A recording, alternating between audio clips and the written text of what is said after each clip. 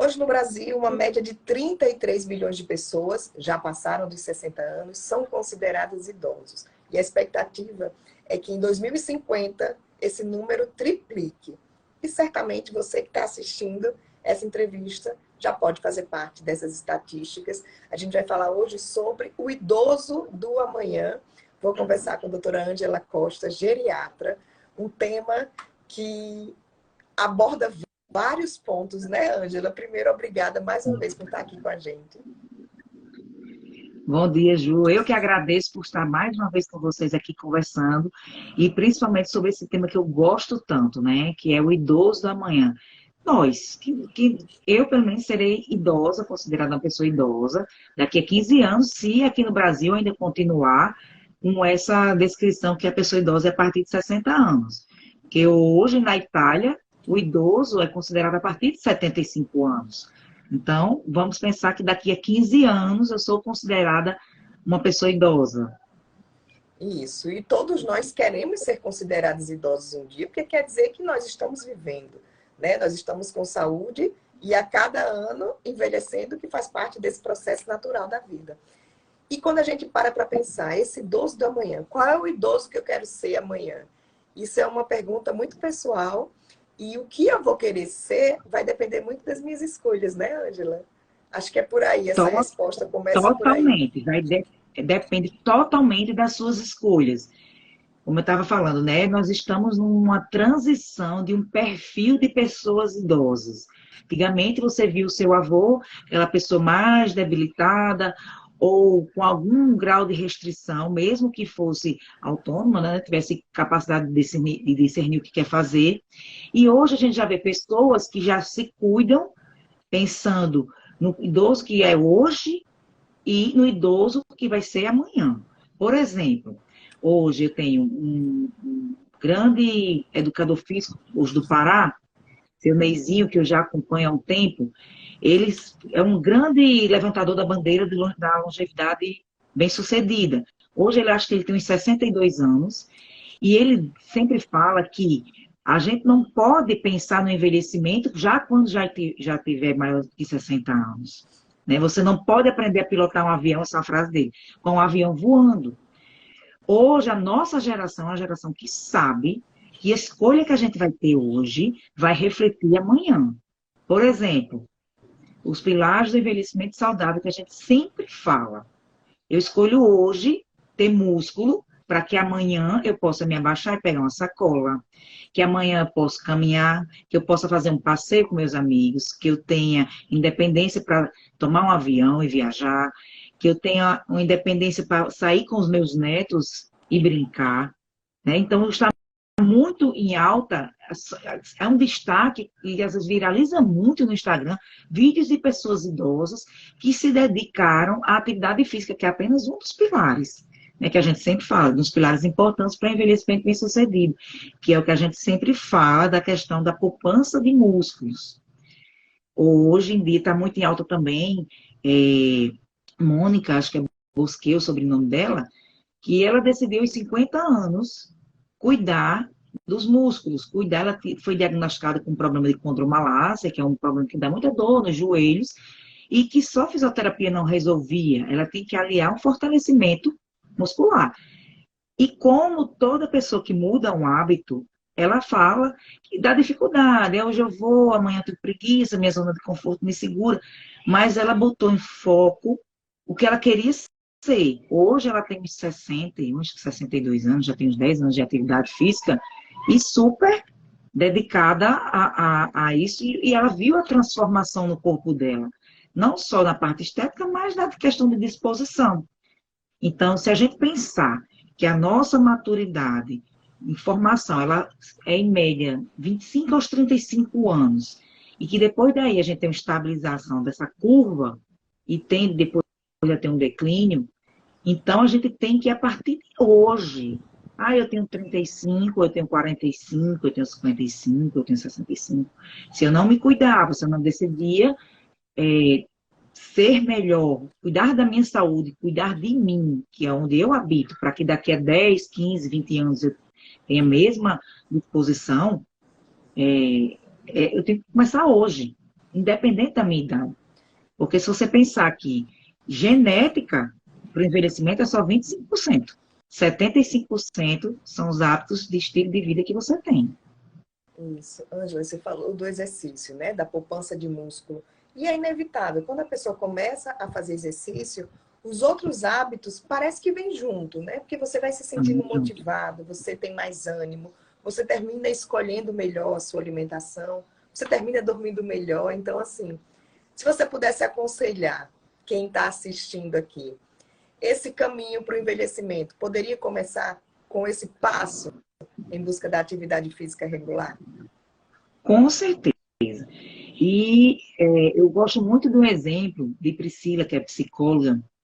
Ela tem um brinquedinho, quem tem filho pequeno sabe, que você estira, ele volta, ele fica bem encurtadinho. Quando as pessoas querem mudar o hábito, elas tendem a querer ser radicais. A partir de hoje, eu vou para a academia, estou zero açúcar, vou cortar o açúcar da minha vida. Uma pessoa que já consumia em uma grande quantidade. Priscila, ela fala que o hábito não adianta ser radical. Você tá, de uma hora para outra, querer mudar, porque você não mantém a constância. Então, quando eu sempre converso em consultório, ou em corredor, ou com você aqui, sobre mudanças de hábito, a gente tem que falar que elas são, cada dia, um pouquinho. Se você quer começar a atividade física, eu sempre falo, principalmente com os idosos que são mais debilitados, vamos começar com 10 minutos, depois a gente vai aumentando para 15, daqui a pouco está 30 minutos, daqui a pouco eram 3 dias, viraram 5 dias, e a pessoa se habituou a ter aquele período de atividade física.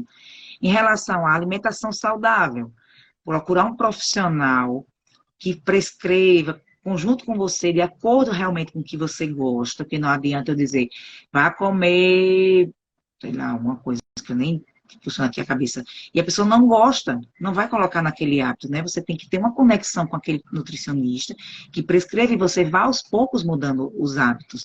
E se, como chama se presenteando, não, não seria a palavra, eu digo que é marcando um checklist de um novo hábito que você vai tendo. Então, que hábitos seriam esses para que você tenha um envelhecimento bem sucedido? Atividade física, né, que a gente já falou aqui. Por que que se fala tanto em atividade física? Porque a atividade física, hoje eu estou poupando músculo. Que o processo de envelhecimento, por si só, ele causa uma perda gradual de musculatura. Então, se você não tem músculo, você não tem independência para fazer as coisas que você quer. Você pode ficar mais com a mobilidade reduzida, pode ser necessário fazer uso de órtese, bengala, andador, ter que fazer uma terapia conjunta com outras especialidades. Então, a atividade física, quando a gente fala hoje na poupança de músculos, é isso, estou pensando em amanhã. Só que, lógico, vem outros benefícios por trás da atividade física. Atividade física não é só ir para a academia e treinar. Na academia ou com qualquer pessoa, você socializa com outras pessoas. Você faz amizades, às vezes formam grupos, por exemplo, grupos de corrida, para quem gosta de corrida, grupos de dança, grupos, inclusive, de treino funcional. Então, você vai para outro pilar, que é cuidar das relações sociais. Não só as de dentro de casa, as de trabalho, mas também com as amizades. Você pode criar novas amizades, isso vai vindo aí pela atividade física. Então, atividade física, alimentação saudável, dormir bem. Não adapte o seu sono à sua rotina. A sua rotina tem que se adaptar ao seu sono. Isso é um exercício que eu já venho fazendo há um certo tempo. Então, eu era uma pessoa que dormia tarde e hoje eu já estou dormindo um pouco mais cedo e faz total diferença. Você acorda disposto para ir treinar, se seu horário for de manhã. Você acorda disposto para ir trabalhar, porque você deixou o seu corpo descansar. Tem problemas com sono, então tem que procurar um profissional para orientar toda a questão de higiene de sono, o que a gente pode fazer para melhorar esse sono de maneiras não farmacológicas. Tá? Então, vamos lá. Atividade física, alimentação saudável, sono, relações sociais, saúde mental.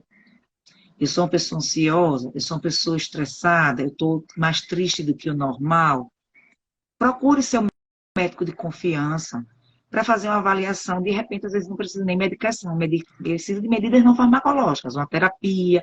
Aí lá vem a atividade física de novo, faz parte do processo terapêutico de cuidar da saúde mental. É o remédio de quase todas as doenças, né? Tá lá É prescrito. prescrição médica. Uma colega minha estava me dizendo, Carmenina, você, quando fala de atividade física, está em tudo. Tá, realmente está em tudo. Abandonar hábitos ruins, como cigarro.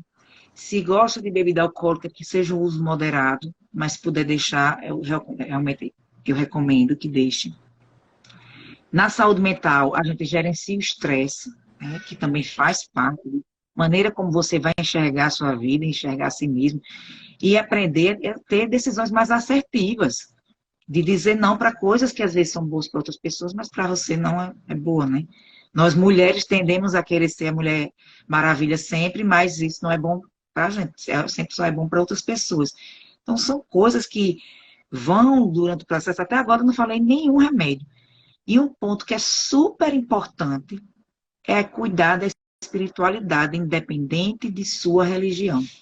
Se você é católico, evangélico, se você acredita na natureza, se você cuida da sua espiritualidade, ela vai lhe dar resiliência para passar pelos processos que vêm. Que a gente não vou dizer que o envelhecimento é um processo lindo, maravilhoso e fácil, que não é fácil.